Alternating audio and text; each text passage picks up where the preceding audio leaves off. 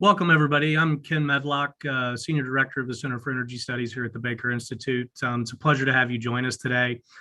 Before we get started and I hand it off to Mark, I just wanted to make a comment that is very much related to current events. No political intent with this statement at all. I just want everybody to be aware of that before I say anything. But this morning, I was fortunate enough to watch my fifth grader graduate from elementary school. It was a fantastic morning.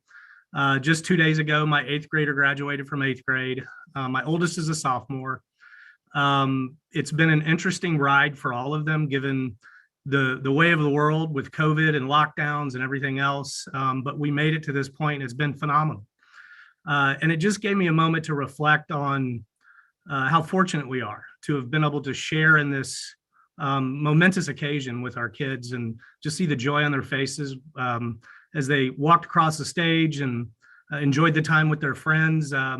Even culminated this morning with us getting all the parents at our elementary school stand outside and throw water balloons and spray water all over the kids as they run across the street to the pool for their end of year celebration. So it's a blast. But it made me reflect a little bit on the events that occurred recently at Uvalde at Robb Elementary. A lot of kids lost their lives, and really what I want to do is just ask everybody to join me in the rest of the group here in a brief moment of silence and retrospection, just thinking about how tragic this actually is, and hopefully there's enough strength in the community there to get through this in the best way possible. And certainly it's going to ignite a conversation. It already has globally and across the United States, but without a doubt, it's a tragedy, and hopefully we can move through this stronger and more unified in conviction with how we deal with tragedies like this.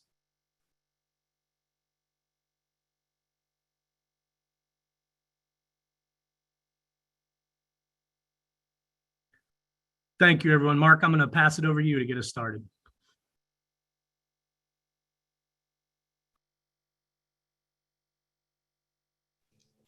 Mark, you're muted. Thank you, Ken. And thank you to our online audience around the world. Welcome to our latest webinar from the Center for Energy Studies at Rice University's Baker Institute. As Ken mentioned, I'm Mark Finley. I'm the fellow in energy and global oil. Now, you're joining us on what is here in the United States, a Thursday afternoon before Memorial Day, which again, here in the US, marks the traditional start of the peak summer driving season. I'm sure you don't need me to tell you that prices at the pump have soared this year. That's why we're here today. It's kind of hard to miss. When I searched rising gasoline prices this morning, I got 14.8 million hits. Here in the US, AAA reports that the national average retail price for gasoline stands at an all-time record high of about $4.60 per gallon. It's 50% higher, or $1.50 higher than it was just a year ago. If sustained, that would be roughly equivalent to spending an extra $1,000 this year on fuel for every vehicle in the United States. Now, I know that $4.60 a gallon won't get a lot of sympathy from my former BP colleagues in London, who today are paying about $8 a gallon. But the key point is that prices have risen everywhere and significantly. Diesel prices have risen even more sharply. Today, they stand a bit over $5.50 a gallon, a few pennies off the recent record high, and a massive $2.35, or 75% higher than they were a year ago. While higher gasoline prices pinch consumer pocketbooks, soaring diesel prices raise the cost of everything that needs to get moved. It's not just higher prices either. Analysts and truckers are raising fears of shortages potentially for diesel fuel, especially on the East Coast and in Europe. And a number of low-income countries, like Sri Lanka very prominently, say their fuel tanks are on the brink of running dry as they struggle to find affordable supplies. Now, I know Ken and I have discussed this, and he's about to jump out of his seat to remind me that these record prices are on a nominal basis. And he's right that as a card-carrying, pointy-headed economist, I do need to adjust for inflation. And the good news, Ken, is that I did that. And guess what? Even adjusting for inflation, today's prices at the pump are at least as high as the previous all-time record high inflation-adjusted annual average price. And diesel fuel is way higher than the previous inflation-adjusted record, which also, like gasoline, happened in 2012.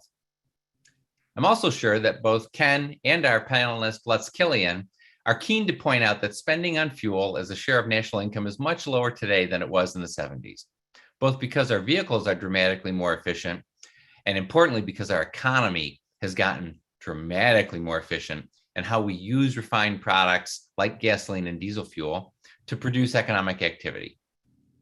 All true, and yet 14.8 million hits on my internet search. The stuff still matters, and it matters a lot. You all know that inflation is soaring around the world, including here in the US, where it grew by 8.3% in the last 12 months. But did you know that gasoline by itself accounted for almost 20% of all the inflation in our economy over the last 12 months? Rising prices at the pump have a significant impact on consumer sentiment and on the approval ratings of our politicians, as we'll hear from Bob McNally. President Biden has tried to bring relief to customers, most notably by putting the U.S. in the process of releasing as much as 180 million barrels of crude oil from our nation's strategic stockpile, in coordination with its allies in the International Energy Agency. Moreover, you all know that the vulnerability of our consumers and economies to spiking fuel prices has been a key constraint on the U.S. and European response to Russia's invasion of Ukraine. There are also important equity issues at play, impacting both the economic and political implications of higher prices at the pump. Lower income families spend a significantly higher share of their incomes on fuel and are dramatically less likely to own EVs. So they're much more vulnerable to rising prices. A brief example: a two-car family of three living at the US poverty line, driving average vehicles with fuel efficiency and miles driven, would spend 10% of their total family income on just the increase in gasoline prices that we've seen so far this year, if that increase were sustained. Now, on one level, changes in prices at the pump are only about the price of crude oil. There's an almost perfect correlation between changes in annual average US retail gasoline prices and global crude oil prices. But that's not fair. Using annual national data minimizes massive variability that can happen over shorter time periods and for local and regional pricing. Moreover, as Sarah Emerson will discuss, changes in the US and global refining system exacerbated by Russia-Ukraine tensions may herald more durable disconnects between crude oil and refined product prices. One item that is featured prominently in our political discussion is the observation that retail price changes are not symmetrical to crude oil prices. Prices at the pump tend to rise rapidly when crude oil prices rise, but they tend to fall slowly when crude declines. Ken and Lutz will both discuss this so-called rockets and feathers dynamic. As prices at the pump have soared, our interconnectivity between the US and global markets has also come into focus. Were you aware that the United States is actually the biggest oil exporter in the world? But those exports are mostly offset by imports as well, where the US is the second biggest in the world after China. This week's data from the Energy Department showed the United States exported over 10 million barrels a day of crude oil and refined product, while also importing 8.5 million barrels a day. Even as domestic refinery capacity has shrunk, US exports of refined products have soared since the Russian invasion of Ukraine, averaging over 6 million barrels a day. So, a lot to think about when we consider what drives prices at the pump, and that pun was intended, and what we should do about it. We have a great panel to discuss these issues and more. I won't read you all the bios of the panelists. You can find them on our website. Sarah Emerson is president of ESAI. She will kick off our discussion with a focus on refining issues and how they've added fuel to the fire when it comes to rising prices at the pump. Ken Medlock, who you've met, leads the Center for Energy Studies here at the Baker Institute. He'll discuss the relationship between crude oil and gasoline prices. Lutz Kilian, a senior advisor at the Dallas Fed, will continue that discussion and add insights on the economic impact of rising prices at the pump. Finally, Bob McNally, president of Rapidan Energy Group, a former energy official in the White House, and author of that international bestseller, Crude Volatility, will discuss political ramifications of rising prices at the pump. Each of our speakers will give about 10 minutes of opening remarks, and then we'll move on to a moderated discussion, including your questions, which you may post using the Q&A button on our screen. Please note that the chat function has been disabled for this call. Oh, and we're going to do all of this in 75 minutes. And I promise that we will end promptly at 1:15 the hour, in part because my wife and I have a hot date at a ball game downtown tonight. And so, without further ado, Sarah, the floor is yours. Great. Thank you so much, Mark. It's an honor to be here and I love the stuff the Baker Institute does. Always very interesting because it's a great combination of geopolitics and energy and markets and politics. It's great. So I'm pleased to be here. So I don't have any slides, but I am going to talk a little bit about the sort of the supply side part of the strength of in gasoline prices. And I think the way to think about it is we have these two big events, and it's almost like we're in a relay race and one is passing a baton to the other. And the first event, of course, is the pandemic. And during the pandemic, we had this tremendous contraction in oil demand. And as we're coming out of that, and as oil demand has been recovering, we've sort of stumbled into this other event, which is the war in Ukraine, which has brought into question the availability of Russian supply of both crude oil and petroleum products. And sort of the handoff, or it's probably more of a handshake because they're kind of integrated in their impact, has had a big impact on the oil markets and especially on petroleum products.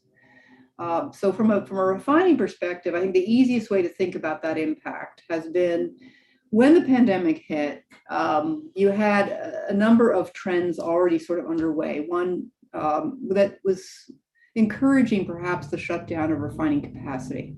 So you were heading towards an energy transition in a very slow path in terms of transport fuels, but there was ongoing sort of questioning of investment in refining, whether it's to add capacity or to renovate capacity. Was the refinery in a good location, like the East Coast or of the United States or whatever? So we actually had some planned refinery shutdowns. At the same time, we've had a fairly significant boom in renewable diesel markets because of the LCFS and the ability to make renewable diesel and take advantage of the LCFS in California has been also a trend, especially the refiners in the Gulf Coast have been considering. So, and also on the West Coast. And then the third, of course, was the pandemic. You know, a lot of companies had to trim their sales and cut back on their costs. So one thing you could do is, even if you didn't have a planned shutdown, you could move your refinery or say one of your distillation columns into a warm idle. And we saw quite a bit of this. In fact, I was looking up the numbers, and between beginning of 2020 and sort of the beginning of 2022, so this is including 2021, about 3.8 million barrels a day of refining capacity in the world was shut down for all of those three reasons: either transition to a renewable diesel or a terminal shutdown in advance of an energy transition, and finally shutting down to reduce costs during the pandemic. So the first thing you do is you reduce your capacity to make these products. And then as we sort of rolled out vaccines and people went back to work to some degree and actually started traveling again, and the increase in oil demand became quite quick, starting sort of late last year, let's say after the summer, and we started recovering. And it recovered really pretty aggressively. And so you have this situation where you've taken your manufacturing capability and just trimmed it a bit, but you've trimmed it in some key locations. And then at the same time, you're increasing your demand for gasoline and diesel. And as this happens, of course, nothing happens perfectly step by step. And so we got into some situation here where we had demand rising, but not a whole lot of capacity. But on top of that, or I shouldn't say a lot, plenty of capacity, but less than we'd had in the past.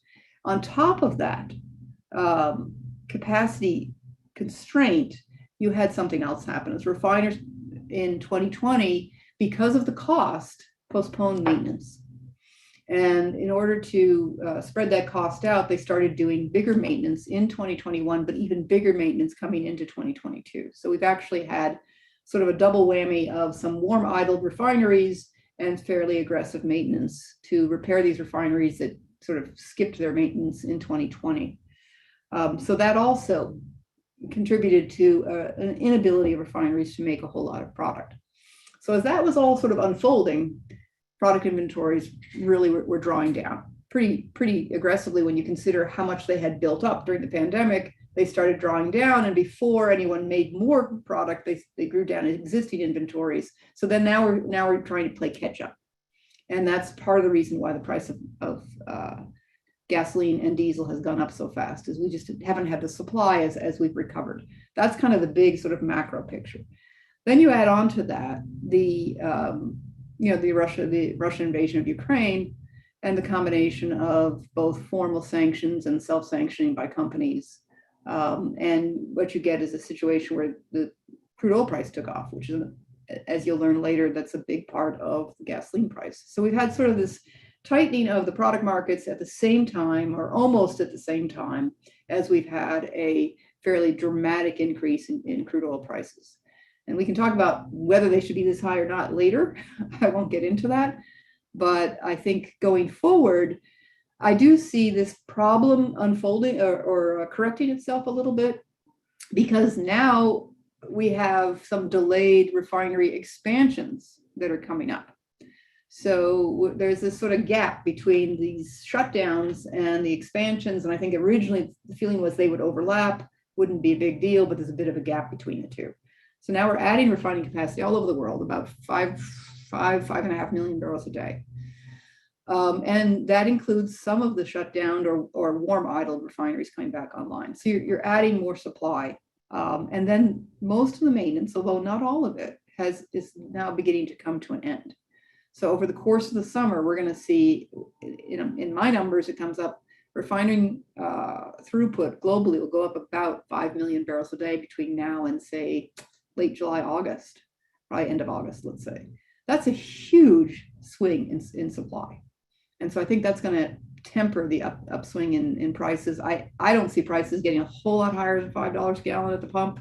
I know that's high, but I don't see them going a whole lot higher. There have been lots of talk about 6, 7, 8. I've even seen tweets about $10 per gallon. I just don't see any of that happening. And then after the summer, again, putting the crude price to the side for a moment, I think we actually could see a little bit of a drop in prices.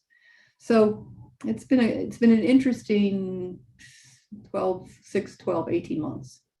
And that's how we got to here. So I'm going to stop there, Mark, unless you want me to say anything else. No, that's great. Thank you, Sarah. And you laid some nice bait of things we can talk about later. So I've already made a note to follow up on that if people in the Q&A aren't as quick on the draw.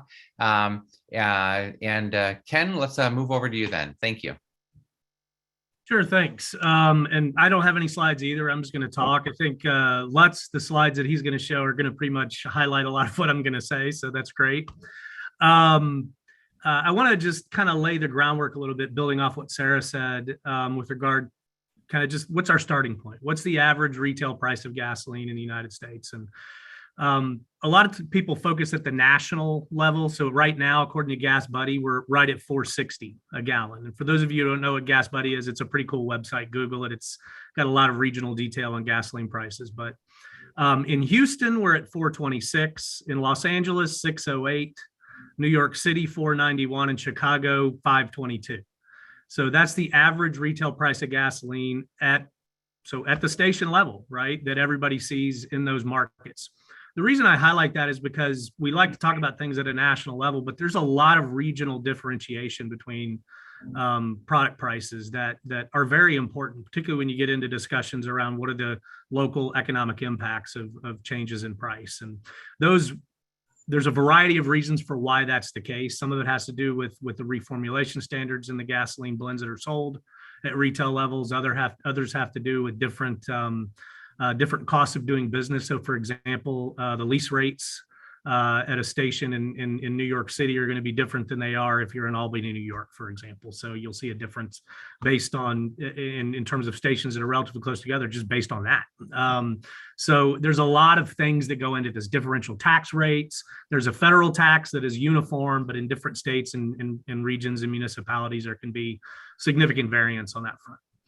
Well, the price of gasoline today is significantly higher than it was this time a year ago. I think Mark kind of laid that out very nicely. And if you go back 18 months, we have doubled, right? So that's just a remarkable thing to think about when you sort of layer in, what this means generally for overall inflation and what the macroeconomic impacts are. So consumer budgets, how it hits households, that kind of stuff. And then that, of course, has ripple effects, because if you start to compromise disposable income, that means people don't go out to dinner quite as much. They maybe don't do something on a vacation they were planning to do and decide to do something different. And so you end up with this sort of long-term ripple effect that multiplies through the economy. As economists like to talk about these as multiplier effects, but that's effectively what we're talking about. The inflation point, though, I think is a really important one. Yes, gasoline has contributed dramatically to the uptick in inflation we've seen, but it's important to understand that also has a circular impact. So when fuel prices are rising, it begins to impact all parts of the supply chain. That includes the upstream end of oil and gas production. And so as we're seeing inflation rise, we're also seeing the cost of producing go up. And that's a really important point that we have to internalize when we start talking about investment flows into the upstream and midstream and downstream sector, because if the cost of business is rising, that adds an element of uncertainty that boards and investors ultimately have to deal with. And it's not an easy one. So it's important to understand that. Just to put it in perspective, pulling data from the Bureau of Labor Statistics, they collect a lot of information on price indices. In the oil and gas domain alone, since December of 2021, we've seen costs rise by about 28%. And the price, of course, over that same period has risen by 44%, which highlights the increase in costs and what that means. But it also highlights some of the capacity constraints that Sarah was raising, because those are very real given the surge in demand that we've seen. And so I just want to wrap by commenting on a couple of things. Oftentimes we focus in on the price of oil when we talk about the price of gasoline, and we should. I mean, generally, if you look at the long-term relationship between oil and gasoline, it's very strong. The simple R squared, if you will, if you just do a simple regression of one on the other, will give you something on the order of 0.95. That basically means you can explain 95% of the variation in gasoline price with the crude oil price. So a lot of times people just kind of stop there. But it's important to recognize that there are other things that matter. And this is really important when we get into a rockets and feathers type discussion. So, if the price of crude oil is rising and you see the price of gasoline rise, if the price of crude oil falls, why doesn't the price of gasoline fall equally as rapidly, right? So it's a legitimate question to ask. And of course, over the years, and this is not a new question, right, has been debated in the economic literature. But it's also a question that raises the eyebrows of politicians and will lead to hearings and all kinds of other things, and propose legislation about price gouging, et cetera. So lots of things end up coming up as a result of this. But it's important to recognize there are other things that matter when you think about the price of gasoline relative to the price of crude. One, of course, is seasonality.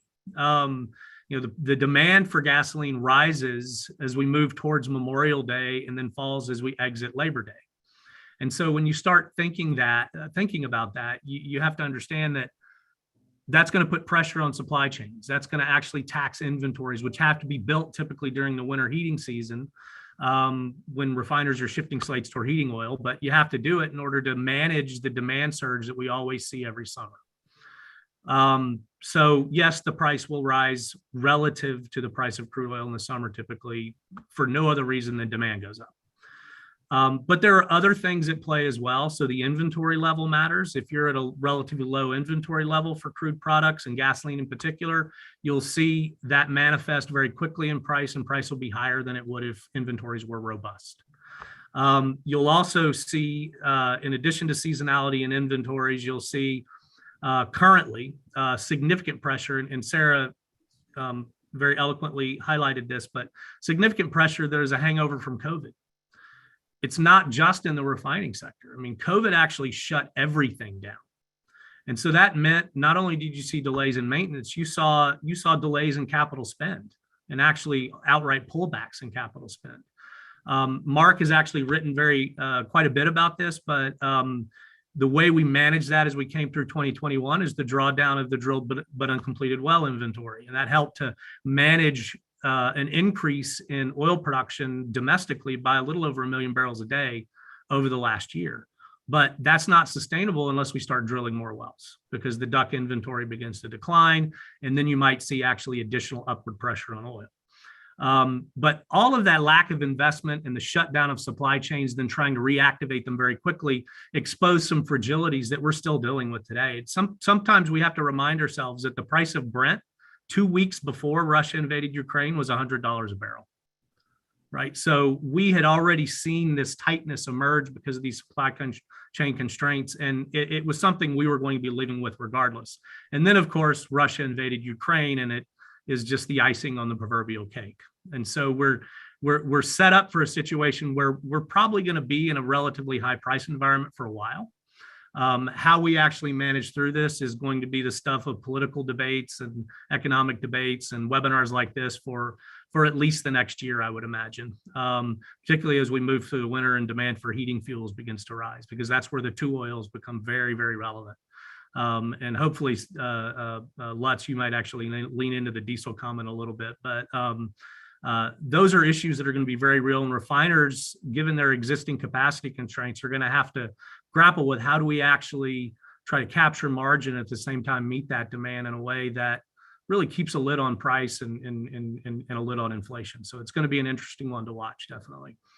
So Mark, I'll stop there. Hopefully I put enough things on the table for people to discuss, but without a doubt, we've got to look at all the factors that drive this, particularly when we talk about rockets and feathers phenomena, because a simple bivariate relationship will suffer inevitably from what we call omitted variables bias. And I think that's a really important thing to internalize in this conversation.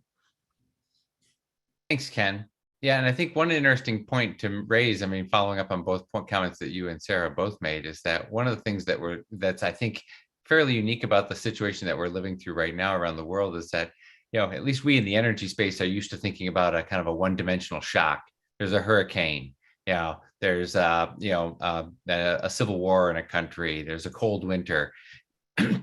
Now, we have a very generalized commodity shock happening all over the world. It's not just the price of oil that's going up or has gone up. It's the price of natural gas and coal and grains and metals. And so all of these commodity shocks are kind of hitting the system at the same time. And that's, I think, a relatively unique set of circumstances. Let me turn to next, Lutz, and you have a slide pack, Lutz. So if you want to share your screen to walk us through that, that would be great. Thank you for the introduction. So I think a good starting point here is to look at the WTI price of crude oil. This is daily data for 22. And what I want to draw your attention to is that well before the invasion of Ukraine, the oil price was already drifting upward. And the underlying reasons is robust global demand for crude oil and sluggish supply responses. When the invasion occurred on February 24, we were at about $93. The price went up to about 120, and then very quickly came back down to trend. And since then, we've been going up and down and up and down. And this additional volatility essentially reflects the inability of the market to read the fundamentals. What is interesting is that on average, we haven't been that much higher since the invasion. I'm going to come back to that point later. So the obvious question is, how do these oil price fluctuations affect consumer prices? And the first point I want to make is that no consumer has ever bought crude oil. What consumers do buy is motor fuel. And the reason that matters is that the cost share of crude oil in the price of motor fuels is somewhere between 50 and 60%, which means if you're looking at a 10% increase in oil prices, for example, you would expect only a 5 or 6% increase in fuel prices. So here's some evidence from recent data on how these prices have interacted. First, I'll show you 3 bars for the cumulative increase in prices since the invasion of Ukraine until their peak value. Blue is the WTI price, went up about 35% or so. Gray, that's the spot price of gasoline in New York Harbor. And then finally, in the middle, you see red, that's the retail price of gasoline. And you can immediately tell that it didn't increase nearly as much as the others for the reason that I just explained. So what about what happened from the peak to April 13?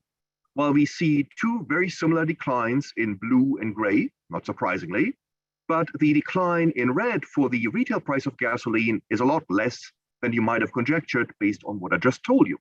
So there is clearly some asymmetry here, which is actually at this frequency, which is about monthly, not found in historical data on average.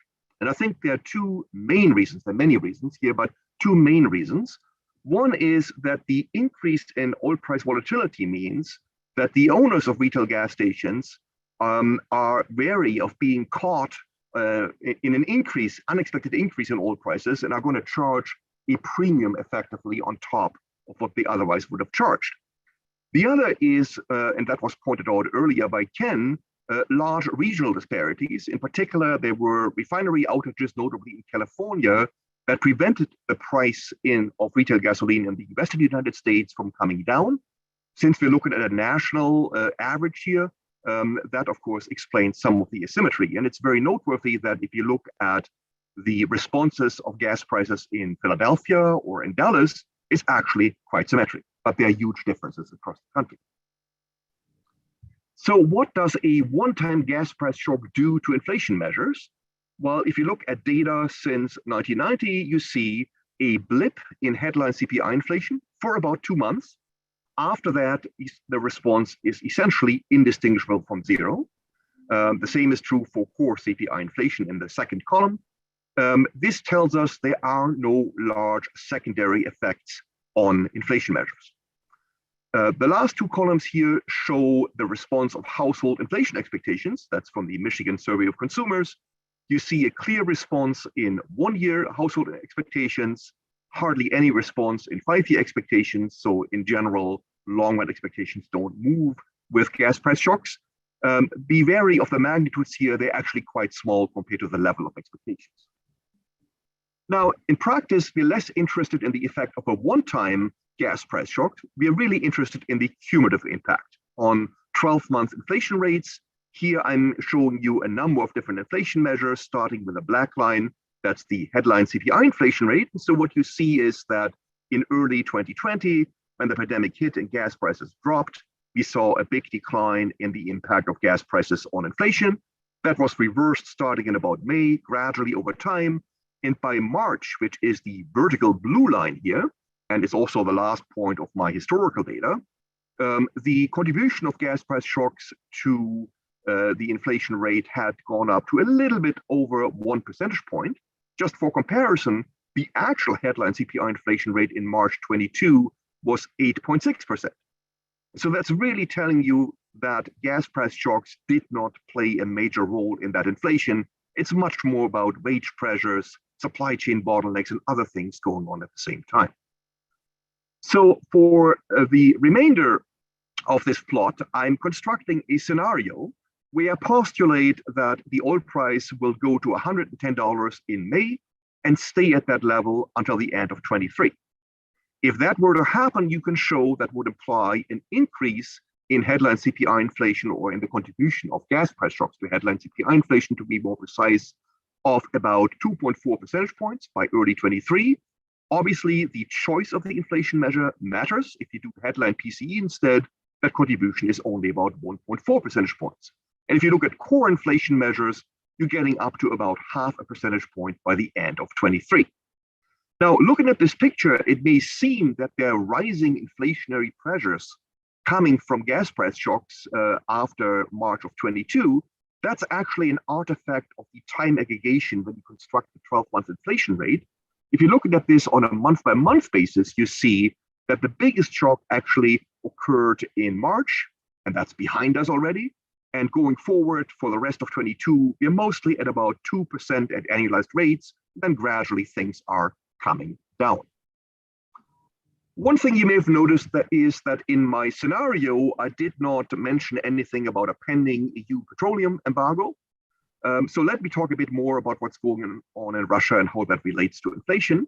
Russia no longer reports oil production data for obvious reasons, but we can look at data for seaborne and pipeline crude oil exports, which have at a minimum remained robust. Actually, tanker exports have gone up in April and May from Russia to the rest of the world. There has been, however, a decline in Russian product exports, diesel and residual fuel, things like that. And there has been a decline in domestic fuel demand in Russia. Obviously, there's a lot less flying of planes these days. That has caused some refiners to cut their production runs, essentially because they ran out of storage for their products. And that in turn forced some Russian oil producers to shut down at the tune of about 8% of Russian oil production in April. And that seems to be continuing to some extent into May. Now, this is not as bad as it sounds in the sense that if you have a decline in domestic consumption and if you have a decline in production, that cancels and it doesn't affect world markets. So really, we're looking so far at a very small Russian oil supply shock, and that explains why we have seen only a small average increase in oil prices so far. Of course, that may change given the pending EU embargo, which puts about 3 million barrels a day of Russian petroleum exports at risk of being shut in by the end of 22. Why is that significant? Well, once you shut in conventional oil wells, it can be difficult to restart them. There is a risk of damaging the well, and you typically would use foreign technical assistance for restarting wells later. None of that is likely to happen in Russia, so there is a good chance that we'll see a persistent decline in Russian production going forward in response to a successful embargo. That leads me to conclude that we've likely only seen the beginning of this oil supply shock. There's a good chance that things actually might get worse. Given inelastic oil production elsewhere in the world, and given inelastic gasoline demand, at least in the short run, that means it will take a substantial oil price increase to bring oil consumption down to match available production. That is, unless one of three things happen, in some combination possibly. The first one is that the global economy slows down for other reasons. And here I'm thinking primarily of zero COVID policies in China, which may lower Chinese oil demand, and through supply chain dynamics might also slow growth in the rest of the world. Second, oil deliveries may be redirected from Europe to Asia. There's some evidence of some of this already happening. The question is, can it happen on a much larger scale that would essentially undo the effects of the embargo? And finally, sanctions may be circumvented in the gray market or in the black market, and there are some indications that people are trying to make this happen at this point. So taking these arguments together, it becomes very difficult to come up with a reliable prediction for the path of oil prices going forward. That doesn't mean that there's a shortage of predictions in the press of $150, $200, $300. I want to stress that these are conjectures and they tend to reflect vested interests. The $300 come from a Russian official, for example. So we shouldn't attach too much importance to that. One last point is that the impact of the war on inflation isn't just about oil, which is the part that I have quantified here. It's also about a shortage of natural gas, obviously in Europe. That shortage will be transmitted in the form of inflationary pressures to other parts of the world to the extent that LNG trade increases. There's a shortage of industrial and food commodities. In the case of Ukraine, think of steel and wheat, for example. And there are additional global supply chain disruptions different from those that we've been talking about for the last couple of months. So all of this implies that there will be additional inflationary pressures going beyond what I've tried to analyze in the earlier charts.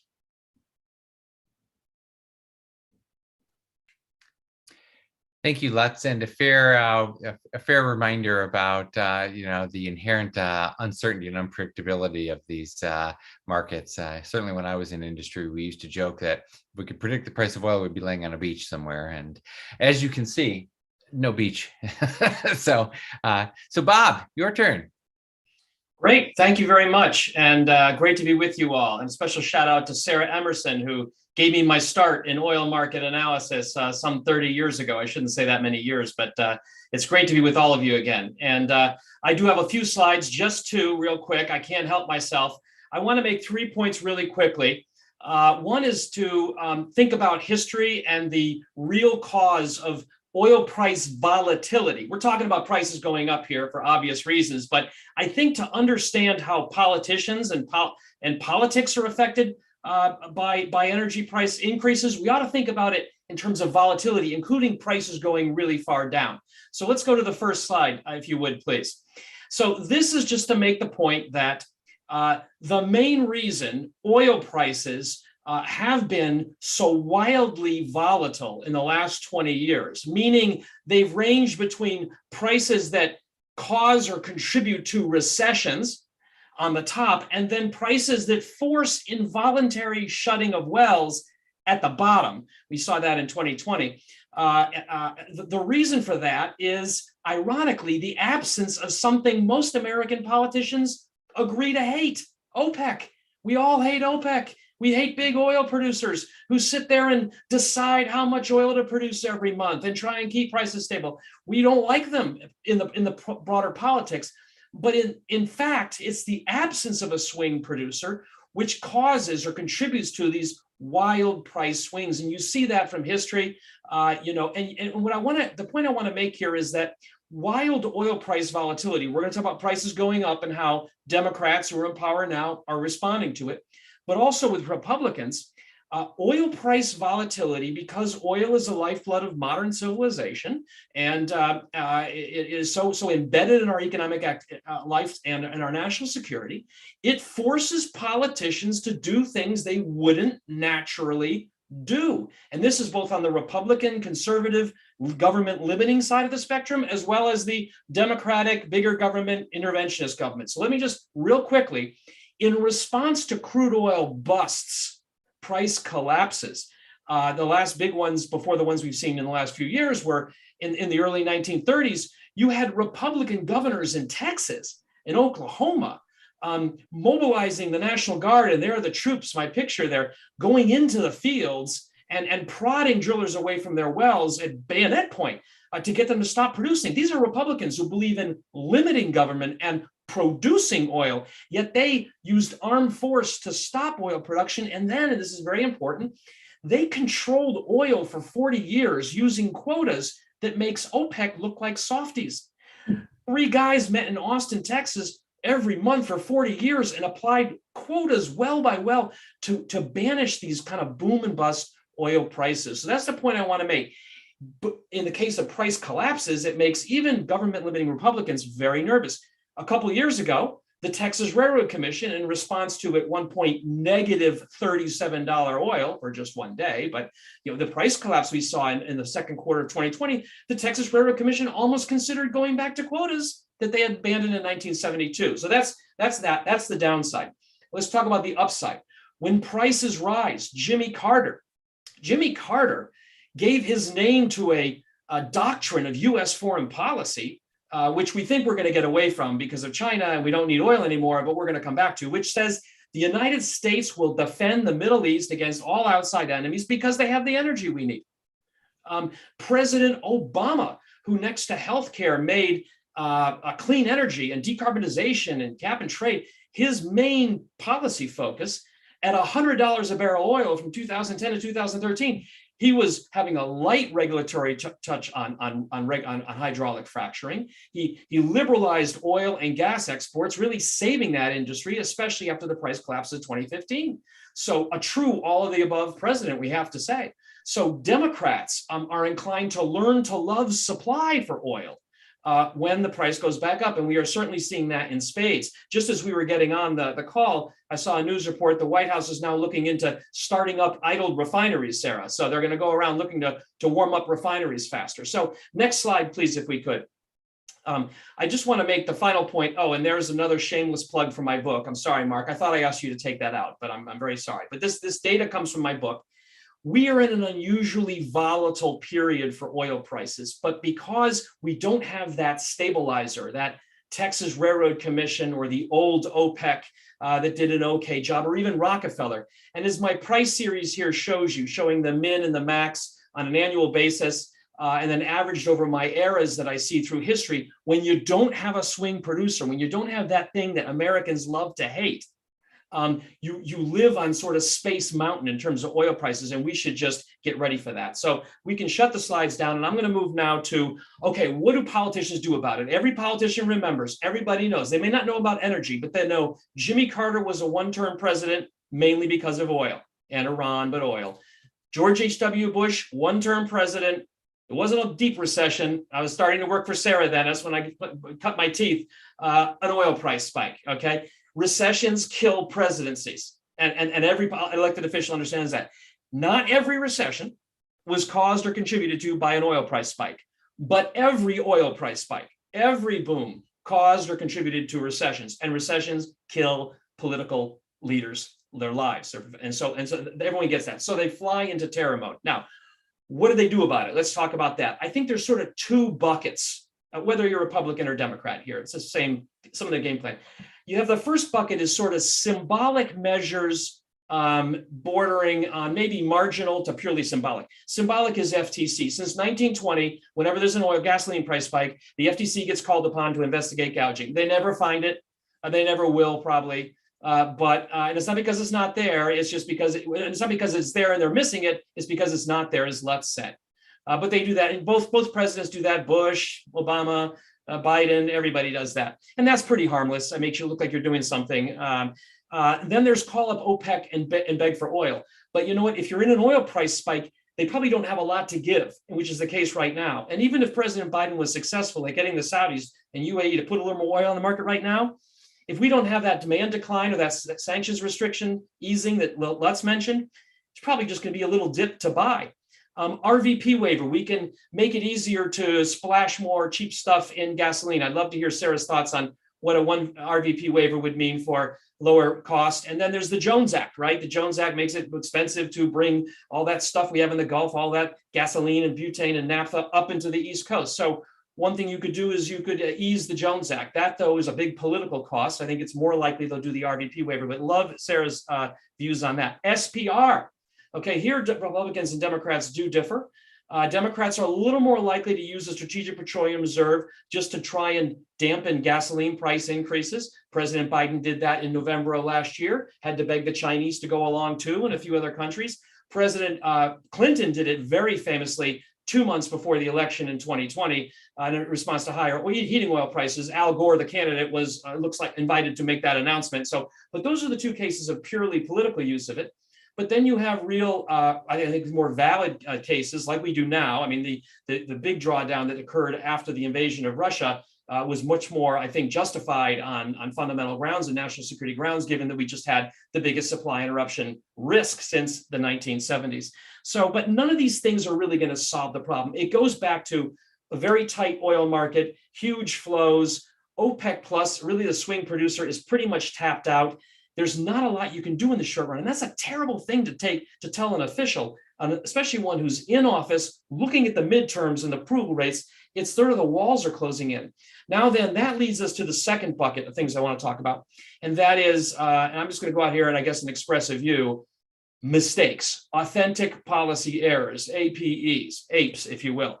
And there's a tendency, and I won't say on which side, you can guess, to kind of reach for these things. One would be export bans. Let's keep the gasoline here and not give it to the Europeans or the Chinese, and prices will go down. Or there's windfall profits tax. Let's seize the gorged profits of these oil companies. And Britain just did this, although with some sort of a kicker, which allows for an incentive for faster production, interestingly, which will get to my last point. Price controls from the 1970s. The Democrats have been flirting with that. We see and so forth. Now, in my view, a lot of the gas lines and the shortages we had in the 1970s were because of price controls that were put in place by a Republican, Richard Nixon. So no party is clean on this. But fortunately, I have to say, fortunately, it's like we've learned those lessons from the 70s, and it's it's good to see the restraint from President Biden, because he's hearing some voices say do all these things. I think they would be mistakes, pure and simple, would not meaningfully lower oil prices in the long run, hurt supply and make prices go higher. So final point I'll make here, and then I can't wait for the Q&A and the back and forth and the questions, is how it complicates, how the politics of higher energy prices complicates two things. One, sanctions. We've gotten pretty comfortable using sanctions against Iran, against Venezuela, and now Russia. Okay, but when you do that, you sort of shoot yourself in the foot a little bit from an energy perspective. And one thing the president has to deal with is, do we really want to sanction Russian oil exports? What we're trying to do is get the revenue down from Putin, but not the barrels, not the barrels. If we cut into that up to 8 million barrels a day that Russia was exporting, crude and products, with a little more than 2 million barrels a day in spare, we're going to have even higher oil prices. So it bedevils our sanctions policy. It was a little easier with Iran, President Biden, because President Obama, because we had shale coming on. In Iran, we only lost 1.5 million barrels a day. This is, 3-4 times that. So it makes that sanctions policy a little tougher. Finally, obviously, climate change. And we see this all over the place. We are seeing gasoline taxes fall in political areas that are governed by countries, governments committed to climate change. You're seeing it in Europe and Germany and Italy, the United States, democratic states, progressive states are lowering gasoline taxes, talking about lowering gasoline taxes. You are seeing in Europe, renewable taxes and fuel taxes are being cut in Germany to the lowest level allowed under EU rules. So it shows you when push comes to shove and the lifeblood of modern civilization is imperiled or the price goes up, unnatural things happen. Volatility makes unnatural politics. Republicans start practicing communism in terms of quotas, and Democrats learn to love the oil supply side. So on that, I thank you for your attention. I can't wait for the Q&A and for inviting me. All right, thank you very much, Bob. And I will ask a couple of questions to the panel. There's already been some questions coming in from the audience, and thank you for those. We'll welcome more of them. In the meanwhile, Bob, just a very quick, like a two-finger thing. You kind of dismiss the OPEC era as something that's in the past, and yet during the pandemic, the so-called OPEC Plus group engaged in the biggest coordinated oil production cuts the world's ever seen, and is still in the process of parsing that supply back into the marketplace. How do you, what's your take on that group versus, what you characterize as a previous, more successful OPEC era? Sure. And you, as you know, because you have my book and you read it, and I appreciate that. So the OPEC lasted for about, 4 decades and was a durable, pretty effective swing producer. What we see during boom bust eras, both from 1911 to 1932, and then right in the beginning of the modern era in oil after 1859, was you will have temporary little OPEC startup. You'll have little groups of producers come together and for a while attempt to manage supply. You saw that the Oil Creek Association of 1861, I think, was the first one. Now, these temporary organizations failed because they couldn't control supply outside their organization, and they had internal dissent inside. In my view, Mark, and you raise a very good point, OPEC Plus, which is really just Saudi Arabia dragging Russia kicking and screaming into an enhanced OPEC. In my view, it's too early to say whether we are in an OPEC Plus era. We've had instances of success, like you just said, since the big cuts of 2020, and since then, they're working well together. But then you had the big blow-ups in the second quarter of 2020, and you had, of course, a difficult birthing pangs in 2015, getting Russia in. So in my view, it remains to be seen whether they will be a durable, effective swing producer. But whether or not they survive, here's how they will lose power. Swing producers lose power in booms. Texas Railroad Commission, 1972, OPEC in 2008, and I predict OPEC Plus sometime this decade is going to run out of spare capacity. And that's how swing producers, even the durable ones that last, fail. So that's why I think it's uncertain whether we're in an OPEC Plus era. Too soon to tell. They've had success, they've had failure. I love it. As always, the answer in economics is it's too soon to tell. That's right. And by the way, as we go through the Q&A, I invite our panelists to kind of engage in each other's discussion as well. So let me then. I had a couple of questions to again seed the comments. First, primarily aimed at Sarah. Refiners, live on a linear program. Every day they're optimizing, saying, what crude do I have? What demand do I have for different products? And they're always running, they try to, invest in a way that is, optimal on a certain stream of crude oil to meet a certain set slate of demand. What we're seeing now is a major reallocation of crude oil flows around the world, with the Europeans and the Americans to some degree saying, we're not going to buy Russian oil. That Russian oil is being diverted, sometimes at big discounts, into Asia, especially India. But other crudes that aren't necessarily a perfect match for what's being lost are being diverted back into those European and US markets.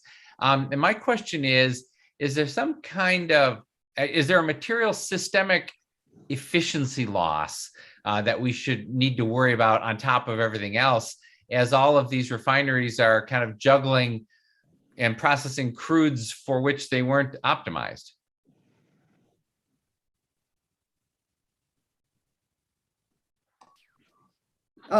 Mark, I was hoping you'd start with a challenging question.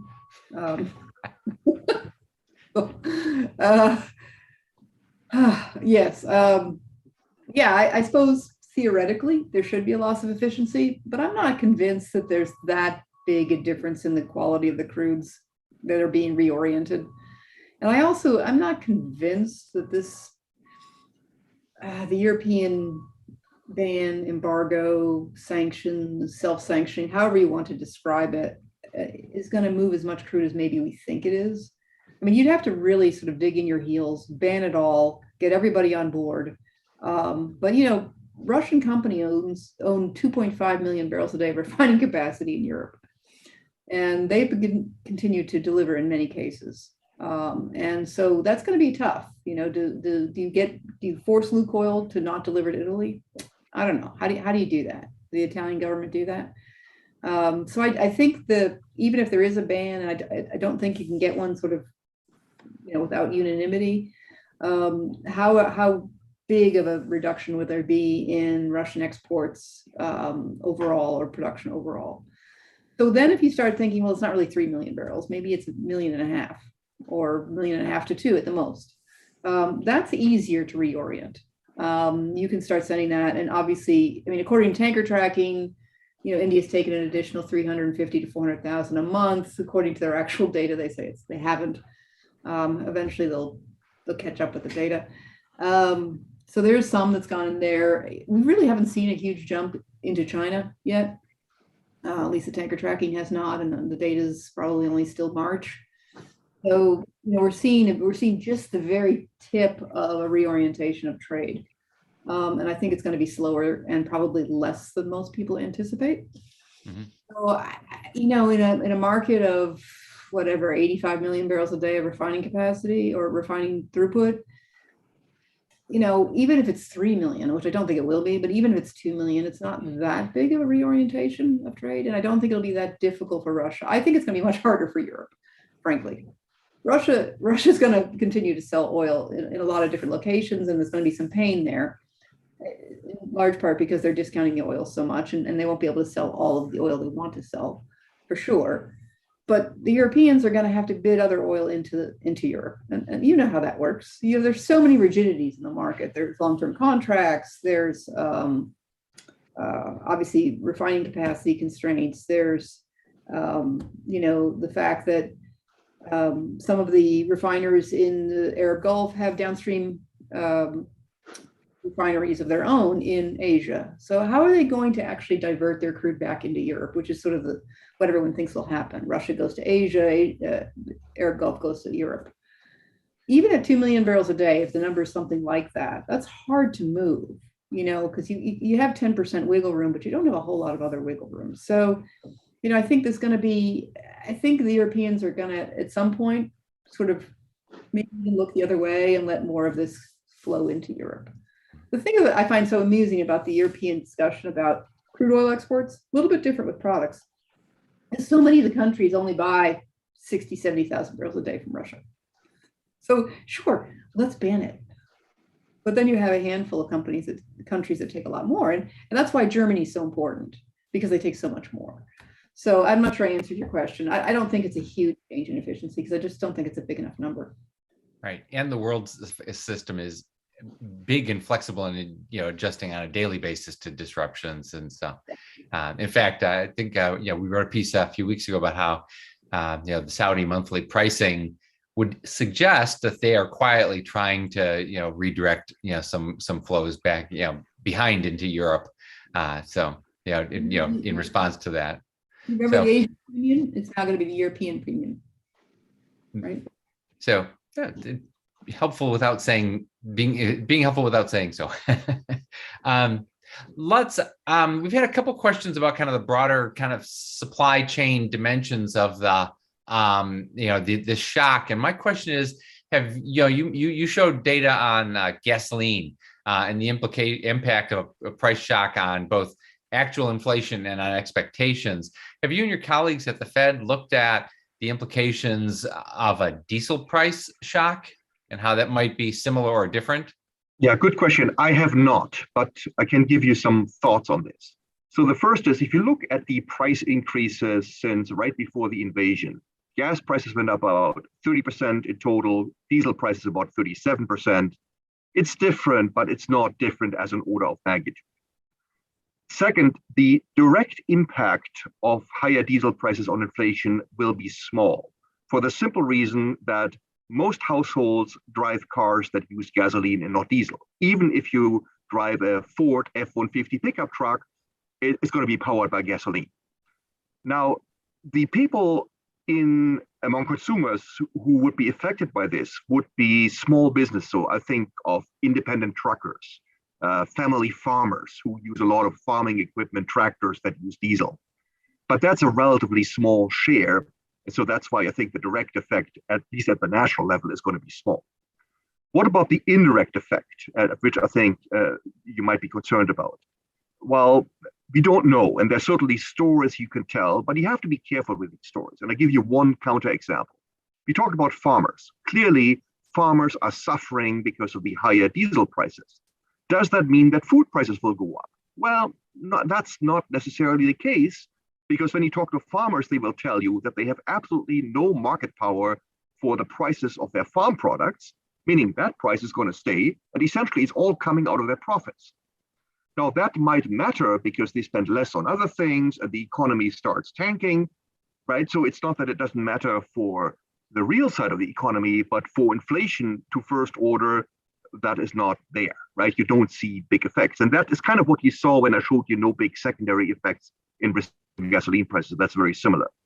So there could be effects there, but it's not obvious. Another example is I looked at some point in the context of the gas price decline of 2014-15 at the transportation sector, the idea being, well, the transportation sector must be booming when fuel prices, diesel and gasoline are so low. And it turned out for the volumes, it made absolutely no difference. So sometimes the intuition we have is a little bit hard to back up. So I think it's still an open question. Mm-hmm. There's a bunch of questions in here. And I think several of them have been around do we have any information yet about how refined product flows around the world are changing in response to this crisis? Russia, after the United States, is the second biggest net exporter of refined products in the world. Their single biggest refined product export is diesel fuel. And not surprisingly, guess what? The U.S. East Coast, diesel fuel is being pulled away from the U.S. market to service international markets. But I'm just wondering if you all have, data or commentary on how, this dynamic is playing out on the refined product side as well. Hey, Mark, and maybe Sarah is best to answer that, but I actually have a question I want to ask Sarah because it's related to a few of the things that have come through in the Q&A, and you hinted at it a little bit with regard to refinery efficiency, but I wonder if you could reflect back to the window between roughly 2010 and 2015 when the export ban was in full force and crude production was growing domestically. What did we learn from that in terms of how that impacted refinery configuration and refinery efficiency and the ability to uptake the very light crudes that were being produced locally? I think there might be some lessons in that period for some of the questions that are coming across, and more fundamentally to Mark's question about efficiency. Yeah, so that was a very different time than I think we have today, because what we were doing is we were producing a very light sweet crude, and that's the shale boom was just putting tremendous volume of that kind of crude. And I mean, Mark, you were living this, and because we couldn't export it, we had to try to cram it into our own refineries, and a lot of refineries on the U.S. Gulf Coast were manufactured or built to run a medium sour or even a heavy sour crude. So they weren't actually prepared for this kind of surplus of crude. But to some degree, they were able to make some Frankenblends, and they were able to modify how they operated. So they actually, it was one of those things that everyone said, well, the refiners in the Gulf Coast will never be able to take all this crude. And they actually took more than most people expected. Could you explain what you mean by Frankencrudes for folks? So, if you're running a medium crude, and this is very simple, I'm not a chemical engineer, so I'm really talking out of my hat here now. But if you have a sweet crude and a sour crude, or let's say a light crude and a heavy crude, and you're used to running a medium crude, you blend them together to get something that's closer to what you're typically would refine. And that's about as far as I can go without getting into chemistry, which I couldn't talk about anyway. So, but anyway, so you have a situation where we just, because of the ban, we couldn't export this light sweet crude, and we absorbed as much as we could. We invented something called processed condensate, which was got around the ban. We tried everything we could to move it, and I think eventually the ban was lifted, and that all of that went away, and we became a very major exporter of crude oil. Right. And how's that compare or contrast with where we are today? And I welcome the other panelists to jump in on that as well. I'm going to let Ken talk to that because he asked the question. No, I was asking the question because there's the comment about Russian-owned refineries in Europe and the crudes that they accept, and the fact that U.S. crude oil and U.S. natural gas, basically U.S. resources are being exported towards Russia. Fundamentally, what does that mean for the refineries in other parts of the world? Just to Mark's question, right? I agree with you. It's a very different environment because you were very captive in the United States, and there's more flexibility against the global refining picture. But it's still an interesting, and I was just curious if you had any thoughts about the learnings from that, right? Just in terms of how flexible refineries were able to prove themselves to be to absorb these kinds of massive shifts, recognizing fully that this is not quite as large a shift. But I think you hit it. So, yeah. Bob, anything to add from your perspective on more the policy as well as the market analytics? No, I think again, to his credit, I think President Obama, his energy advisors, understood that the health of the shale sector required exports, because however efficient our refineries were in maybe adapting and optimizing to a lighter slate, really that much crude that fast most efficiently had to go to simple refineries abroad. And it just, again, hand in glove, our complex refineries, like Sarah said, are just fit to Canadian oil and heavy oil, Mexican oil, and so forth. So I think the political class kind of understood. Again, I think there's been learnings that the lifting of the export ban, which was a recognition that we really couldn't just absorb, that oil, was probably the last bipartisan positive energy achievement, we'll see for a long time. So, Bob, go ahead, Sarah. Sorry. Oh, sorry, Bob. So the $64 billion question, do you think the Biden administration is going to go even further in lifting the sanctions on Venezuela? Not too much faster. I think they're going to give Chevron, and they have a little more room to operate with them.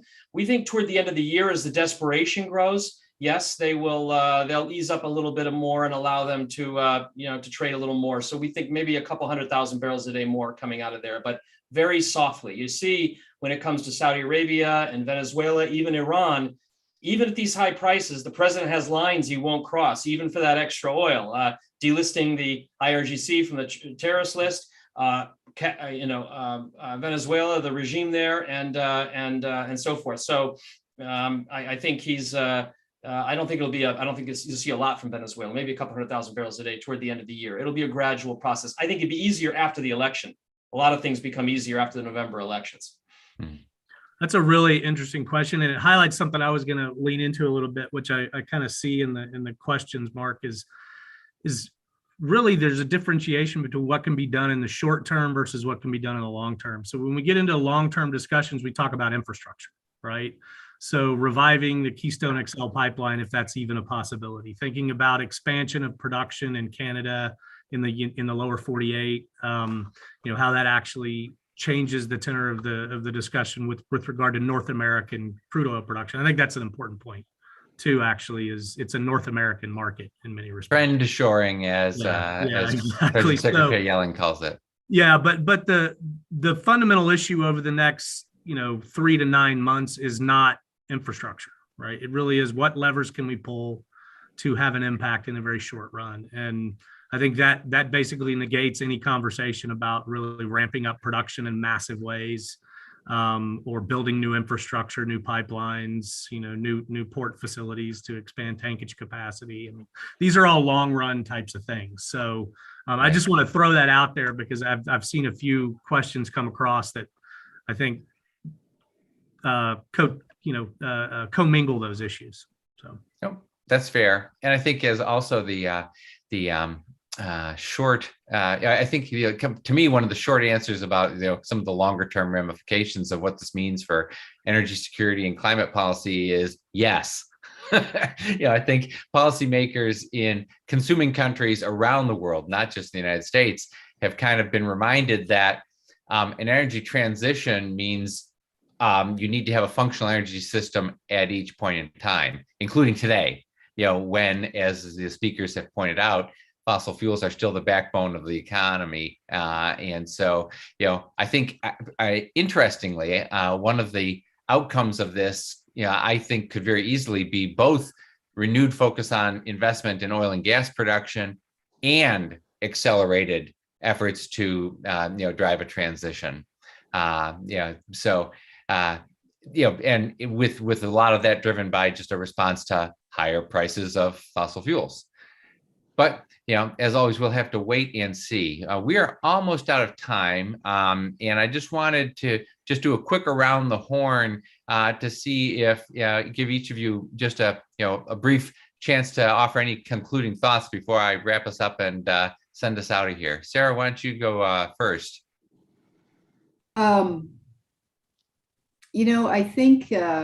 I think what's going to be most interesting for the energy sector about this whole situation we have today is what happens after the conflict is over, however it ends, which it's hard to project what would happen.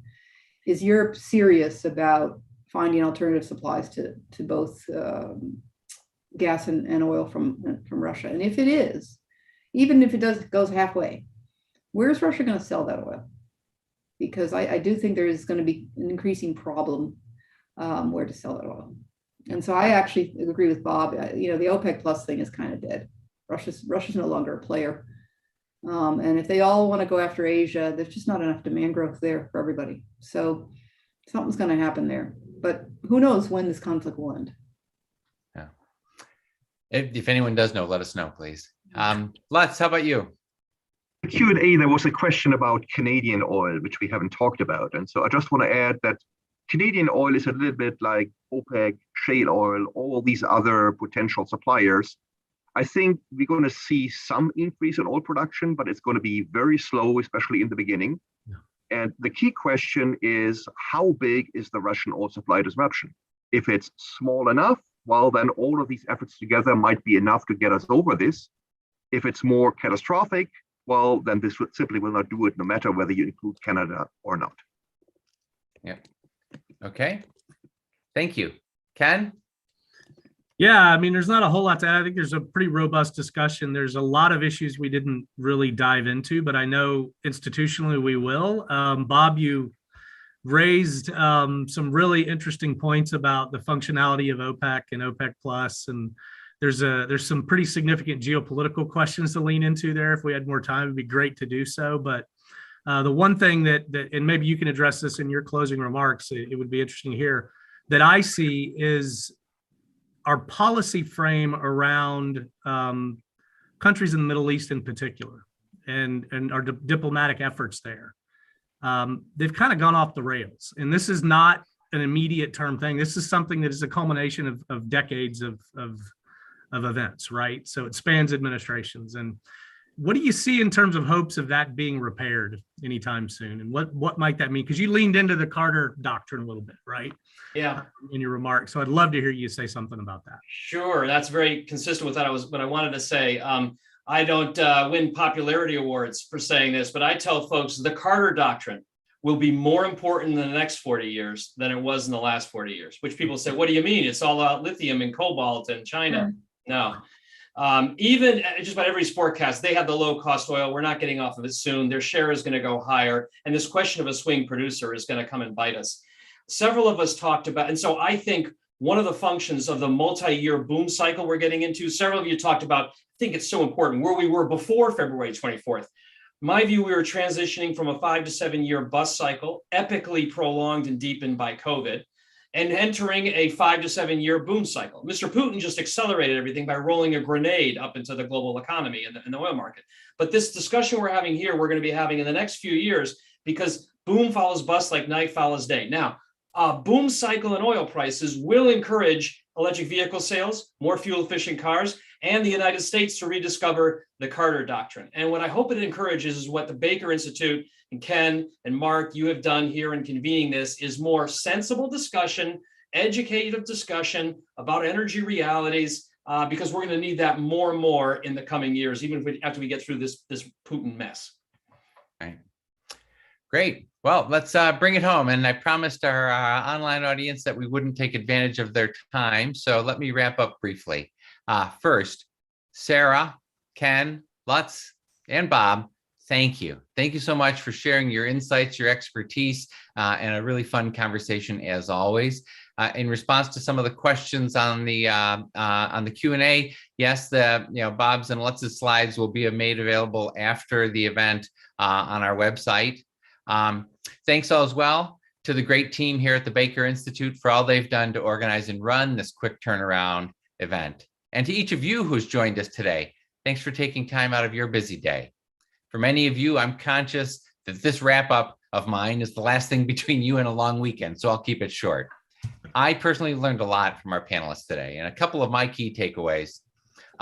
First, when it comes to prices at the pump, the price of crude oil matters a lot, but it's not the only thing that matters. In the current context, Russia's importance as an exporter of refined products looms large, in addition to the responses of the US and Europe and its allies around the world.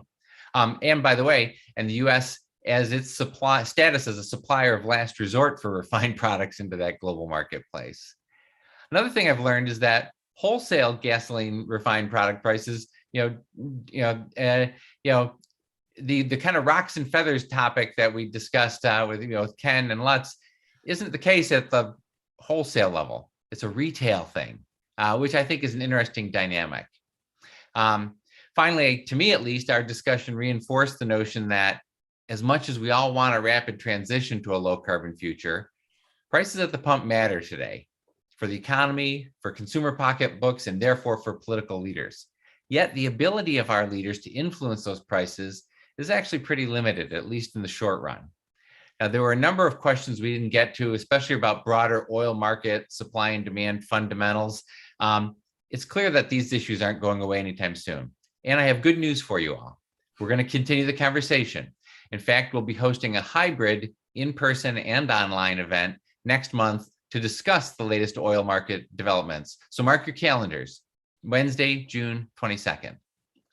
For our US audience, happy Memorial Day. For those of you about to hit the road or the airways, bring your wallets and safe travels.